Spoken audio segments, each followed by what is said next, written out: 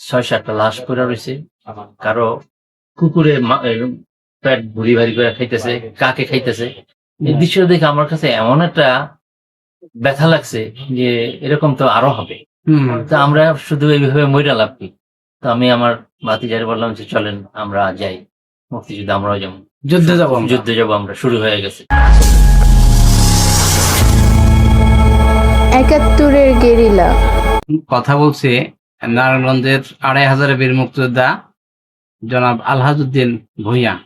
আলহাজউদ্দিন ভূঁইয়া দীর্ঘদিন ধরে মিডিয়া লাইনেই আছেন এবং ইত্তেফাকে দীর্ঘদিন ধরে চাকরি করেছেন। এখন উনি অবসরে আছেন। আমরা তার ৭১-এর সেই স্মৃতিময় দিনগুলোর কথা কিছু জানতে চাবো। আপনি তো ১৯৭১ সালে যুদ্ধে গিয়েছিলেন। জি। কেন যুদ্ধে গিয়েছিলেন? কেন যুদ্ধে গিয়েছিলাম? ২৬শে মার্চ যখন আমাদের হানাদাররা দেশে আমাদের মুক্তিযোদ্ধাদের উপর এবং সাধারণ মানুষের উপর ঝাঁপায় পড়ছিল, তো এর ১৫-২০ দিন পর এপ্রিলের ২০-২২ তারিখে নারায়ণগঞ্জ থেকে একটা উকিল হিন্দু, সে আসছিল ২৫০০-এ বাঁচার জন্য বেড়াইতে। আইসা সে এখানে আসার পরে জানতে পারছে আর্মিরা যে এখানে একটা হিন্দু পরিবার আসছে। এদেরকে ধরে নিয়ে এসে ধূপতারা একটা ঋষিপাড়া আছে, ওখানে গুলি করে মারা হইলো। মারা হলে তখন পানি সবাই মাত্র আসছে, বর্ষাকালে পানি। হ্যাঁ পানি আসা ধরছে। তো এদেরকে মাইরা ফালাই থেকে গেছে। তো আমরা খবর পেলাম বাড়ি থেকে। তখন কিন্তু আমি মুক্তিযুদ্ধে যাইনি। আচ্ছা, মাত্র তো শুরু হইলো। হ্যাঁ। তো আমার এক ভাতিজা আছে, সেই মুক্তিযোদ্ধা আমার সাথে গেছে, মারা গেছে। তো উনি আমাকে, আমার সিনিয়র, তো কাকা ডাকি আমি, আমার সে কাকা ডাকে, বলেছে কাকা এই দুপতারা ঋষিপাড়ায় শুনলাম ৭-৮ জন মানুষ মাইরা ফালাইতেছে, চলেন তো ঘটনাটা দেখে আসি কি। তখন আমরা দুজনে রওনা দিলাম। এই দুপতারা আমরা মেন রোড দিয়ে আসি নাই, মানে আর্মিরা সেখানে আসা যাওয়া করে। তো আমরা আসছি বালিয়াপাড়া হইয়া মনোহরদি এই মঠের দিক দিয়ে পার হইয়া আমরা হেঁটে আসছি। দুপতারা এখানে দেখি ৬-৭টা লাশ পড়ে রয়েছে। কারো কুকুরে পেট ভুড়ি ভারী করে খাইতেছে, কাকে খাইতেছে। এই দৃশ্য দেখে আমার কাছে এমন একটা ব্যথা লাগছে যে এরকম তো আরো হবে। তো আমরা শুধু এইভাবে মইরা লাভ কি? তো আমি আমার ভাতিজারে বললাম যে চলেন আমরা যাই মুক্তিযুদ্ধে, আমরাও যাবো, যুদ্ধে যাবো আমরা, শুরু হয়ে গেছে। ঠিক আছে, তো বাড়ি চলেন। পরে দিয়ে আমরা পরিকল্পনা করলাম আগামী মাসে যাবো, এটা হলো এপ্রিল মে মাসের ফার্স্ট উইকে বা সেকেন্ড উইক। এর মধ্যে ওনারা ৩ জন চলে গেছে। আচ্ছা, আমি আপনাকে না বলে চলে গেছে? হ্যাঁ, না বলে চলে গেছে। হ্যাঁ, ভাতিজা। আর যে ২জন গেছে আজিজুল মুজাম্মেল, আমাদের গ্রামেরই। আমরা এর ওনারা যাওয়ার সপ্তাহখানিক পর প্রিপারেশন নিলাম। জুলকার নাইন, ডালিম, কলাগাছিয়া বাড়ি, আমি এবং আমাদের পাশের গ্রামে এই আমাদের ছোট ফাউসা, আর পাশের হলো বড় ফাউসা। বড় ফাউসার ২ ভাই, মজিবুর এবং হাবিবুর ২ ভাই, আমি। আচ্ছা, সিদ্ধান্ত নিলাম যে আমরা আগামী সপ্তাহে যাব। তো আমাদের তখন চেয়ারম্যানের সার্টিফিকেট লাগতো, যে ছাত্র কিনা, আওয়ামী লীগ করছে কিনা। আমার ভাই হলো, আমার আপন ভাই আব্দুল হাই ভূঁইয়া, উনি ছিল থানা অর্গানাইজার। তো আমরা তো হাইটে তখন কম ছিলাম। বয়স কত ছিল তখন? তখন আমার বয়স ছিল ১৭ বছর ৩ মাস। ১৭ বছর? হ্যাঁ। পড়াশোনা করতেন কোথায়? হাই স্কুলে। হাই স্কুলে পড়তেন? জামপুর মাদ্রাসা MSGK হাই স্কুল। আচ্ছা। তো সেই সুবাদে এই উনি কাছে যাওয়ার পরে কয় না জানার দরকার নেই, তারা এই ফলমান মানুষ গিয়ে মরবি টরবি, বাড়িতে কান্নাকাটি করবো, এই অন্যরা যাক, বয়স যার ওই ঝাগু যাক। তো আমরা এত অ্যাডামাইন্ড হয়ে গেলাম যে আমরা যাবোই। গোলাকান্দাল ইউনিয়নের রূপগঞ্জ থানার চেয়ারম্যান ছিল তখন হামজাদ আলী ব্যাপারী, ঢাকা জেলা ছাত্রলীগের সভাপতির আব্বা। এখন ঢাকা জেলা আওয়ামী লীগের সভাপতি হয়েছিল না যে আব্দুল হাই ভূঁইয়া, উনির ফাদার। তো উনির এই অফিসের চেয়ারম্যানের সেক্রেটারি হইল আবার আমাদের গ্রামেরই এক বাইস্তির জামাই। ঠিক আছে, উনি একের খুব খুশি। ভালো কথা কাকা, আপনারা আসেন, আপনারা যাবেন, আবার রাখি কোন কিছু লাগে নাকি, তো হাই সাহেব কইরা দিলে হয়। আমরা একদম চেয়ারম্যানের একটা রেফারেন্সের জন্য আমরা আওয়ামী লীগ করি বা ছাত্রলীগ করি, এটা তো বলতে হবে। না জানলে ওখানে তো ট্রেনিং দিতে দিবে না। ঠিক আছে, উনি একটা চিঠি লিখে দিল আর বলে দিল আগরতলা যাওয়ার পরে এই কলেজ টেলা একটা জায়গা আছে, ওখানে ছাত্র নেতারা থাকে। আচ্ছা আচ্ছা। ঢাকা জেলা ছাত্রলীগের সভাপতি আব্দুল হাই বুয়া সাহেব ওই ওই হোস্টেলে আছে আগরতলায়। তা আমরা প্রথম গেলাম এই গোপাল দিয়ার, এই 2 দিন পরে রওনা দিলাম জুনের মাঝামাঝি। আচ্ছা, জুনের মাঝামাঝি প্রথম নৌকার ভাড়া করলাম আগের দিন রাত্রে 20 টাকা ভাড়া। কোথা থেকে নৌকা ভাড়া করলো? আমাদের গ্রাম থেকে। আচ্ছা। এখানে এই নৌকা বিড়তো বাজারের কাছে, ফসা বাজারের কাছে। নৌকা ভাড়া নিচ্ছে 20 টাকা 4 জনে। আমাদেরকে গোপাল দিনে পৌঁছে দিবে। সকালে আমরা রওনা দিব 10টায়। আমরা 4 জন আসছি। 4 জন আসছি উঠবো। এরকম সময় আমাদের পাশে গ্রামে মারুয়াদির আমির হোসেন নামে এক ছেলে আছে, আমি বন্ধু মানুষ, আমরা একসাথে লেখাপড়া করছি। তো সে একটা লঙ্গি একটা শার্ট গাঁটির মধ্যে বেঁধে লঙ্গি পইরা নৌকার দিকে উঠতেছে। তো জুলকার নাইন ডালিম সে বলতেছে, তুমি উঠতেছো কেন? এটা কে? আমার এক বন্ধু মানুষ। কয়েক দিনে আসবো না? মানে হ্যাঁ, আমাকে জড়াই দিয়েছে পায়ের মধ্যে, আমাকে না নিলে আমি যাবো না, পানিতে পড়বো। তো বাধ্য হয়ে আমরা তাকে নিতে বাধ্য হয়েছি। সেও যুদ্ধ দেখেছে? হ্যাঁ, সে হয়েছে, সে ট্রেনিং দিচ্ছে আমাদের সাথে। তো আমির হোসেন যেতে নিতে বাধ্য হয়েছি। আমরা গোপাল দিকে নামছি, তখন বিকাল হয়েছে। মাঝি বলতেছে, আপনারা যাবেন, কিছু খাবার টাবার শুকনা খাবার নিয়ে যান। তো আমরা কি খাবার নিয়ে যাবো? একদিন লাগবে, এক রাত্র লাগবে, একদিন লাগবে বর্ডারে গিয়ে পৌঁছতে। তো আমরা 2 কেজি চিরা, 1 কেজি মুড়ি আর 1 কেজি গুড় কিনে নিলাম। আচ্ছা। একজনের পুঁজি কত জানেন? মাত্র 30 টাকা। 30 টাকা পুঁজি নামছি। একমাত্র জুলকার নাইন কিছু টাকা নিচ্ছে সাথে, সে তার টাকার দোকানে বাপের পয়সা ছিল। এবারে ভুলতা সুতার গদিতে থাকতো, বসতো। ও কিছু বেশি টাকা নিচ্ছে। আমরা 300-400 টাকার মতো নিচ্ছি। আমার সাথে বলছি কথা, আপনি মাত্র 30 টাকা করে আমরা যুদ্ধের জন্য আছেন, 30 টাকা নেই, 30 টাকা পুঁজি। তো ওই জন্য গুড় মুড়ি চিরা কিনে নিলাম। সারাদিন নৌকা গেল, সন্ধ্যা হয়ে গেছে। সন্ধ্যা হয়ে গেছে পরে আমরা বলছি যে এখন আর প্রায় 20-25 মাইল দূরে, তখন তো কিলো ছিল না, মাইল লাগবে যেতে। আপনার রাত্র হয়ে যাবে। ঠিক আছে, আমাদের গুড় চিরামুড়ি আছেই, আমরা খাবো। তো খাওয়া দাওয়ার পরে তখন সন্ধ্যা হয়েছে। আমরা 4 গাছ গেছি, 4 গাছ বর্ডার দিয়ে যাওয়ার পরে থেকে ইনফরমেশন পাইছে মুক্তিযোদ্ধারা এখান থেকে পার হয়ে আজকে অনেক শেল আমাদের নৌকার কাছাকাছি পড়তেছে। আমরা একটা বাড়ির পিছনে গিয়া আম গাছের নিচে গিয়া শেলটা নিলাম। তখন শেল পড়া বন্ধ হলো। পরিস্থিতি শান্ত হওয়ার পরে সেনগান কাঁধে নিয়ে আসলো, কতজন মুক্তিযোদ্ধা আছে। তো একটা লোক বললো আর কি, গাইড করে, গাইডার বললো যে লোক আছে প্রায় 2টা নৌকাতে 30 জনের মতো হবে, অর্ধেক অর্ধেক করেন, 2টা নৌকা একসাথে যাবো। সে গাইড করবে, সে নিয়ে যাবে। পার হেড কত করে নিচ্ছে আমাদের কাছ থেকে? 2 টাকা না 3 টাকা নিচ্ছে, বর্ডার পাস করে দিবে, টাকা বেশি জানি আমরা। ওরা হেল্প করছে অনেক। তো রাত্র 11টা বাজার পরে আমাদের নৌকা ছাড়ছে। এই বর্ডারে রাস্তা মেন রোডের সাথে যে হাইওয়ে রোডের নিচে একটা ব্রিজ দিয়ে যেতে হয়। সেই ব্রিজটার এখানে যাওয়ার পরে এই যে রাজাগার যারা আছে এরা পাহারা দিত, বলছে যে এখন যাইতে পারেন। নৌকা দেখে বুঝতে পারছি কখন যাইতে পারছে না, চলে গেছে আধা ঘন্টা আগে। তারপরে আমরা এটা নৌকা বলছি যে কোনো দিকে চাইবেন না, খালি বইটা টানতেই থাকবেন। আমরাটাই না, আমার মনে হয় যে আধা ঘন্টার মধ্যে আমরা চলে গেছে 20-25 কিলো চলে গেছি। রোড ফ্রি নৌকা, লম্বা নৌকা। বলে যে আপনার হাইটা গিয়া একটা ইয়ে পাইবেন, জলাশয় পাইবেন, ওখানে নৌকা আছে, ওখান থেকে 1 টাকা বা 2 টাকা ভাড়া নিবে, আপনার হাফানিয়া নামাই দিবে। হাফানিয়া ক্যাম্পের দিকে, হাফানিয়া ক্যাম্পে গেলাম। যাওয়ার পরে ওখানে গিয়া গেলাম পরে আমাদের যারা আগে আসছে এদের সাথে সাক্ষাৎ হয়েছে। এই মতিন, আজিজুল মুজাম্মেল, আরো কয়েকজন ছিল।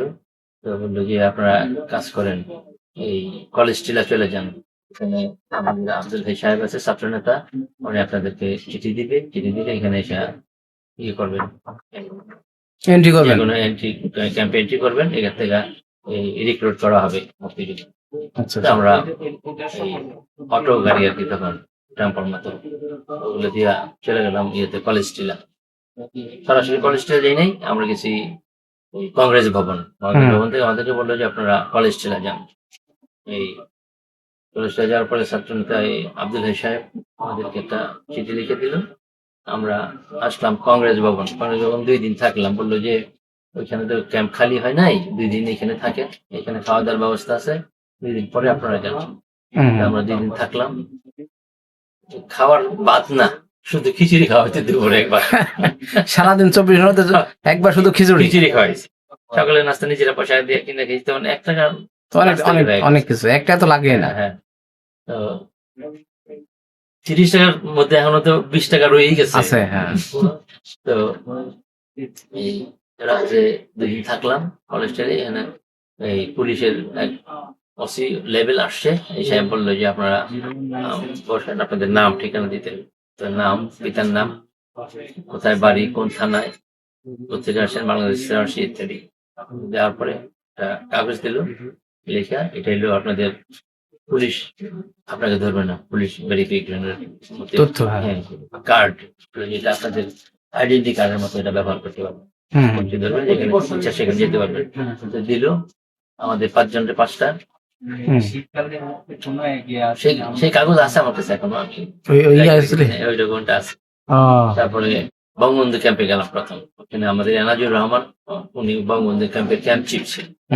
বলে যে তোমরা আসছো বাবা, এখানে তো জায়গা হবে না, পাশের ক্যাম্পটায় যাও, আমি বলে দিতেছি। তো ওটার নাম ছিল সোনার বাংলা ক্যাম্প। সোনার বাংলা ক্যাম্পে যাও। যাওয়ার পরে আমাদেরকে রুম দিলে থাকার, আমরা 5 জন এখানে 2 দিন না 3 দিন মনে থাকে। 3য় দিন 100 জন মুক্তিযোদ্ধা রিক্রুট করবে, গাড়ি এলো, ট্রাক এলো 60টার মতো। এটা করছে এই সোনারগাঁ, তখন বৌদ্ধবাজার থানা ছিল, বৌদ্ধবাজার থানার MNA সাজেদ আলী মুক্তার। সাজেদ আলী মুক্তার এমনি MNA ছিল, MP ছিল MC। তা উনি বললো যে আমাদের 15 জন লোকের শর্ট আছে, এই বৌদ্ধবাজার থানা 2,500 থানার কে আছে। তো আমরা গেলাম, আমরা আছি। আমাদের 2,500 থানার 12 জনের মতো ছিল, আর 3 জন শর্ট ছিল। এই 3 জন আবার জয়দেবপুর থানার ওটা আসলো। আমরা আছি 3 জন, আমাদেরকে আপনাদের সাথে নিয়ে নেন। এবারে সাজিদের মতো খুব ভালো লোক, ঠিক আছে আপনাদের ঢাকা ডিস্ট্রিক্টের আসেন। আমাদেরকে গাড়িতে উঠে দিল। কাপড় চোপড় কিছু থুয়ে ভিজা, মানে গোসল করছি তখন ভিজা রয়েছে, সেই গিলে নেওয়ার চিন্তা করিনি। তারপর গাড়িতে উঠছি, আমাদেরকে নিয়ে যাবে আসাম প্রদেশের শিলচর ডিস্ট্রিক্টে লাইলাপুর ক্যান্টনমেন্টে। 2 দিন লাগছে যেতে আমাদের ট্রাকে, এত দূরে। সেই আসামের শেষ প্রান্তে বলছে, এখান থেকে কিন্তু চীনের বর্ডার 50-60 মাইল দূরে, বেশি হল্লাচিলা করা যাবে না। অনেক সিকিউরিটি আছে, এই চায়নার গোয়েন্দারা থাকতে পারে, গোয়েন্দা সেল মারলে কিন্তু আমাদের এখানে এসে পড়বে, আপনারা বাইরেবেন না, বেশি খুব কম বাইরেবেন, ভয় দেখাইলো আর কি। হ্যাঁ, তারপরে 2 দিনে আমরা গেলাম। আসামের আমবাসা একটা জায়গা আছে, এত পেঁচি কুচি রাস্তা, এইভাবে একা বেকা পেঁচা রাস্তা, উপরে উঠে ওর নিচে নামে। একজনে ভূমি করে অবস্থা কেরাসিন। আমি এবার ভূমি করিনি, আমার এটা সহ্য হয়ে গেছিল। তারপর আমরা পৌঁছলাম পরের দিন। একদিন যাওয়ার পর 2য় দিন বিকালে করিমগঞ্জ বর্ডারে, কমলা বিক্রি করতেছে 2 আনা হালি কমলা, এত সস্তা। কমলা অন্তত কমলাটা খেলে ভূমিটা এখন থামবো। মরিচি আছে কিছু, ওই মরিচিরও খেয়েছি। তারপরে রাত্র 8টা 8:30 বাজছে, আমাদের ট্রেনিং সেন্টার নিচে শিলচর ডিস্ট্রিক্ট লাইলাপুর ক্যান্টনমেন্ট। এখানে আমরা যাওয়ার আগে একটা বেস ট্রেনিং দিছে। সেই বেসে আমাদের যে 2,500 থানার এই শহীদ হয়েছে, হুম হুম। শহীদ মঞ্জুর হোসেন, কাজী মঞ্জুর হোসেন, এর গিয়ে আমরা পাইছি। বলে যে আপনারা আসছেন, ভালোই হয়েছে, আমরা আগামীকাল চলে যাবো, টেন্ট খালি করে দিয়ে আপনার সেই টেন্টে উঠবেন। ও সেই জায়গাটাকে সব ঠিকঠাক করে দিল, এখানে আপনারা থাকেন। ওটা ছিল 3টা উইং ছিল, এম উইং, এন উইং, টি উইং। এম উইং হলো Sheikh Mujib wing, N wing হলো নজরুল উইং, টি উইং হলো তাজউদ্দিন উইং। আচ্ছা আচ্ছা। হলো যে গ্রেটার ঢাকার লোকদের শুধু এম উইং এ রাখবে, শেখ মুজিব উইং এ। ও মানে পশ্চিম পাশে বড় একটা টিলা, এটার মধ্যে বিল্ডিং করছে ব্যারাক আর্মিতে। তো আমাদের ওখানে উঠেছে। ওঠার পরে এই রাত্রে গেল, সকালে প্যারেড গ্রাউন্ডে নিয়ে গেল আমাদেরকে নিচে। সকালে যাওয়ার সময় মঞ্জু আমাদেরকে এই সাক্ষাৎ দিতে আসছে, সে চলে যাবে, আমাদের গাড়ি চলে আসছে, আমরা চলে যেতেছি, আবার দেখা হবে জয় বাংলা। হুম হুম। তার সাথে আমাদের শেষ দেখা। আচ্ছা তারপর দেখা হয়নি। আমি বাংলাদেশে আসার 1 সপ্তাহ আগে সে শহীদ হয়েছি। আচ্ছা আচ্ছা। তারপরে আমাদের 21 দিন ট্রেনিং দিল। 21 দিন ট্রেনিং দেওয়ার পরে এই আমরা আবার আসলাম ইয়েতে। ট্রেনিং এ ট্রেনার কে ছিলেন? আমাদের ট্রেনার ছিল আমার ট্রেনার ছিল, নাম ছিল ভুটান সিং যাদব, রাজপুত রেজিমেন্ট। আর আমাদের উইং এর ক্যাপ্টেন ছিল ক্যাপ্টেন দিলারাম ভর্ম, সেও রাজপুত রেজিমেন্টের। আচ্ছা আচ্ছা। আর 21 দিন শেষ হওয়ার পরে আমাদের একটা সাংস্কৃতিক অনুষ্ঠানের মতো ওটা করলো তারা। আমরা নাচ গান ইত্যাদি, সমাপনী পর্ব। হ্যাঁ সমাপনী পর্ব। তারপর পরের দিন সকালে আমাদেরকে উঠে দিল, আমরা বাস নিয়ে আসলাম। একজনের এক একটা বাসের দায়িত্ব দিল, কমান্ডার বানাই দিল। আর 30 জনের মতো মুক্তিযোদ্ধা দিল এক গাড়িতে। হুম হুম। এরকম 8-10টা গাড়ি হুম হুম। আগরতলা। এবারে করিমগঞ্জ পার হইয়া এই বৃষ্টি ছিল, ওইদিকে বৃষ্টি হয় অহরহ। হ্যাঁ। এই চেরাপুঞ্জির এলাকা, হ্যাঁ। চেরাপুঞ্জির এলাকা বৃষ্টি লাগে। করিমগঞ্জ পার হইয়া আমরা 2-4 কিলোমিটার আসার পরে এই রাস্তা এত পিছল, মানে এই বাস গিয়া এক ট্রাক ইয়ের সাথে, পাহাড়ের ওয়ালের সাথে লেগে গেছে। ও মরণাপন্ন অবস্থা হয়েছিল, যদি বাস স্লিপ করতো ওয়ালে থেকে যাওয়ার পরে আমরা পাচ্ছি, আর আমাদের মরণ ছিল অবধারিত। ওখানে হ্যাঁ। চলে যাবে। হ্যাঁ। হ্যাঁ। তারপর আমাদেরকে নামাই দিল, বললো যে আপনার অন্য অন্য গাড়ি দিয়ে দেন, এই গাড়িটা।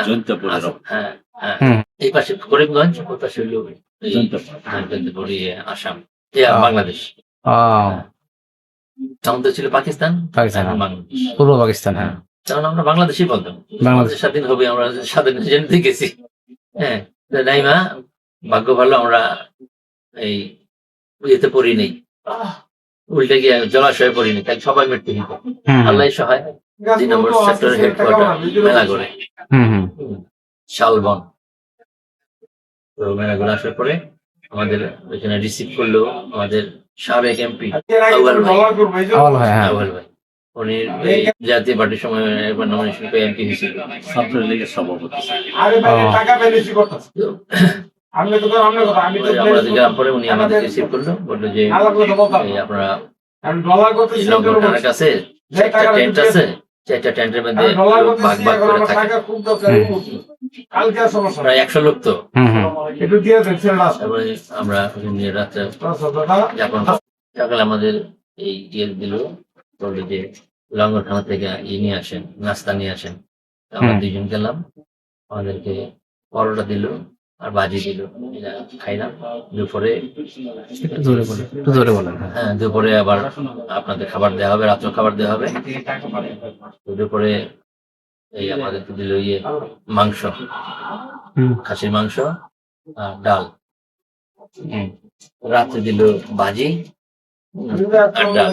হুম হুম। এই একদিন যাওয়ার পরে আমরা পরের দিন হায়দার সাহেবের সাথে যোগাযোগ করলাম, স্যার আমরা তো ফিলিস্তিনে আসছি, আমরা কি করবো? বলে, তোমরা তো আসছো ভালো কথা, কিন্তু তোমাদের মাস 1.5 মাস দেরি করতে হবে। হুম। কেন স্যার? কয়, কলকাতা থেকে আরব আসলে তোমাদেরকে দেওয়া হবে, আরব যা আছে এখানে শেষ হয়ে গেছে।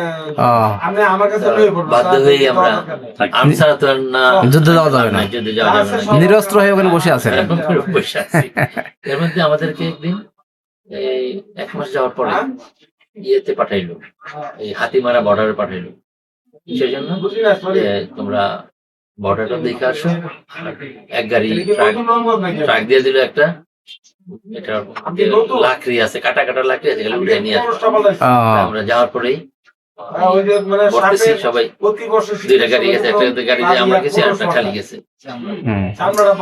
এই বাংলাদেশের ভিতর থেকে পাকার মিরা ব্রাশ ফায়ার মার্শাল এরা জানে যে এখানে মুক্তিযোদ্ধারা সব কাট কোড নিয়ে আসা যাওয়া করে। তারপরে আমরা বৈশা পড়লাম, শুয়ে পড়লাম, দেখে যে গুলি চলে গেল, ব্রাশ ফায়ার মারছে তো। তারপরে আধা ঘন্টা এভাবে থাকার পরে ঠান্ডা হওয়ার পরে গাড়িতে গিয়ে আমরা চলে আসলাম। আমি তো তখন আর্মস দেয় নাই, আমি তো আমরা ফাইট করতাম, যুদ্ধ করতেন। পরে এই এটা একটা যুদ্ধের মহড়াই, এটা ট্রেনিং এর একটা পার্ট। সময় তো হইতে পারে, গাছ কেটে আনতে হইতে পারে, খাবার আনতে হইতে পারে, অনেক কিছু। এটা একটা মহড়া আর কি। তো একদিন যুদ্ধ করছি, এটা তো যুদ্ধই বলা চলে। হ্যাঁ, এটা একটা যুদ্ধ। তো এরপরে আমরা আসার পরে স্থির হয়ে গেছি সবাই, 1 মাস হয়ে গেছে বা 12-13 দিন মতো পরে আর্মস আসছে। আর্মস আসে পরে আমাদেরকে আর্মস দেওয়া তখন তো বিডিআর একটা গ্রুপ, ইন্ডিয়াতে আছে ট্রেনিং সেন্টার, এখানে থাকতো এবং সেক্টরে ছিল 2 নম্বর সেক্টরে। ওনারা আমাদেরকে গাইড করলো, প্রতি 25 জনের একজন, 25 জনের একজন আমাদেরকে এই বর্ডার পার করে একবারে কসবা, পান্তির বাজার বলে একটা জায়গা আছে, ব্রাহ্মণবাড়িয়া কসবা, পান্তির বাজার আমাদেরকে নামাই দিল। হাইটাইছি কিন্তু বর্ডার থেকে। এত দূরে? হ্যাঁ, এত দূরে।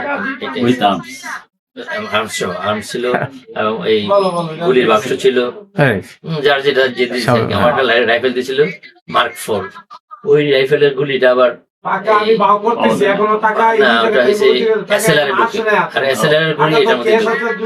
আমি এটা নিচে এই কারণে ইচ্ছা করেই, যদি আমার গুলি শেষ হয়ে যায় তাহলে এসএলআর যে থাকবে, গুলি থাকে এক্সট্রা, এটা এখানে ঢুকে নতুন একটা রাইফেল গামছা দিয়ে বাইন্ধা নিলাম আমি, বেল্ট টেল নেই, ব্যথা যাতে না পাই। তারপরে সারা হাইটে এসে আমরা যখন পান্তির বাজার এলাম তখন আজান দিয়ে দিছে, শীত ভাব আজান দিয়ে দিছে।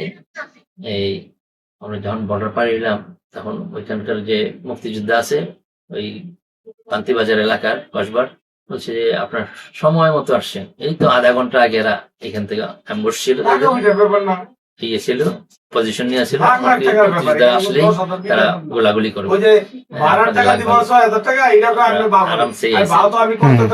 অনেক কিন্তু গোলাগুলি হয়েছিল ওখানে। এই 1 মাইলের মতো হাইটে যাওয়ার পরে আমরা এই পান্তির বাজারে গেছি গিয়া, দুপুরে সকালে 10টা বেজে গেছে, ওখানে গিয়ে বৈশা ঘন্টা দিয়ে আমরা রেস্ট নিছি। এর মধ্যে কিন্তু মাছ আমরা খাইনি, ওখানে গিয়ে দেখি কই মাছ, পেট ভর্তি খাবার, সিম তরকারি দিয়া মন মতো খাইলাম, 1 টাকায় সিম তরকারি দিয়ে ভাত খাইলাম, মনের মতো খাইছেন অনেকদিন পরে। মনের মতো খাইছি। ওখান থেকে আবার হাইটা এই বাংলাদেশ ভিতরে চলে আসছি। তো আমরা আসছি এটা মুরাদনগর থানা মনে হয়, কুমিল্লার অনেক বড় থানা, অনেক বড় থানা।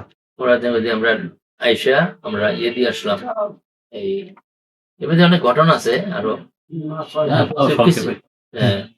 মুরাদনগর আসার পরে মুরাদনগরে একটা স্কুলে আমরা পড়ছি, তখন সন্ধ্যা হয়ে গেছে।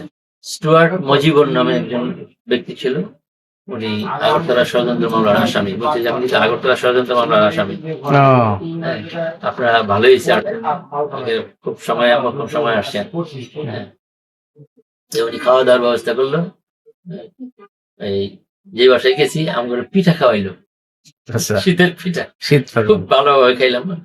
দেখলাম আর্মস দেখতেছিল কি কি আর্মস আনছেন, আমরা একটা এলএমজি নিয়েছিলাম আমরা, আবার রাইফেল, স্ট্যান্ড গান, এসএলআর, সব ভালো ভালো দিছে।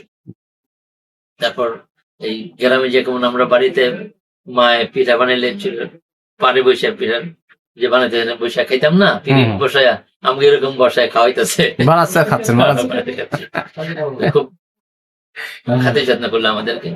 তারপরে সেটা স্কুলে শুইতে দিল, শুইলাম। সকালে ওই ভদ্রলোক আসছে, স্টুয়ার্ট মজিবর, বললো যে আপনারা এখন হাইটা যাবেন, আস্তে আস্তে হাইটা যাবেন, আপনাকে পার হবে মেঘনা পর্যন্ত যাবেন, তো এই হোমনা দিয়ে পার হয়ে যাবেন, এটা আপনাদের সুবিধা হবে। হ্যাঁ, হোমনা দিয়ে পার হয়ে গেলে আপনারা ওই পাশেই আপনার উচিতপুরা ইউনিয়ন, আপনাদের তাড়াতাড়ি হবে। এরপরে এখানে আবার একটা ছোট্ট নদী আছে, এই ওইটা পার হইছি। ওইখানে একটা কুমিল্লা তো, হ্যাঁ, বাঞ্ছারাপুরে একটা নদী আছে, ওই নদীটা আমরা নৌকা দিয়ে পার হইছি। তখন দেখি যে ওই সব এলাকায় এই বাংলাদেশের পতাকা উঠতেছে, যেখানে আর্মিরা সুযোগ পায় নাই, মুক্ত এলাকা।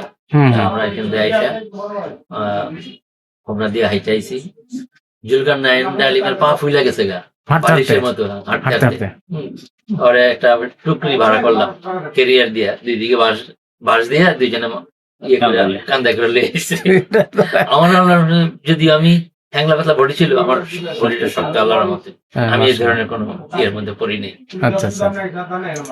তারপর আসলাম আমরা উচিতপুরা, আইসা এই রাত্র হয়ে গেল। আমাদেরকে এই 15 জনের একটা গাইড কমান্ডার বানাই দিল, সেটার নাম হইল জলিল, উচিতপুরা বাড়ি জলিল। সে পরে মারা গেছে এই 8-10 বছর আগে নাকি, দেখা হয়নি। পরে আমাদের এই ডেপুটি কমান্ডার বানাইলো মুজিবুর রহমান, বড় ফসবাড়ি। এরা 2 ভাই গেছিল আমাদের সাথে। আমরা পরের দিন আসলাম, রাত্রে হয়ে গেল, পরের দিন আমরা হাইটা গেলাম বাড়িতে, আর্মস নিয়ে গেছি আমরা।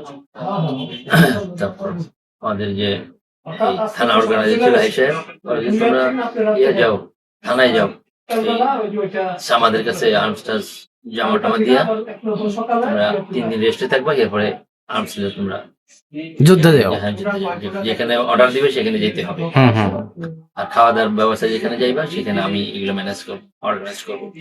থানা অর্গানাইজেশন অনেক শ্রম দিছে, যুদ্ধের জন্য অনেক শ্রম দিছে, পয়সাও গেছে ওনাদের অবস্থা ভালো ছিল। আমার চাচতো ভাই, আমার মনে হয় না যে এক সময় চাইলে উনি খাওয়াইছিল।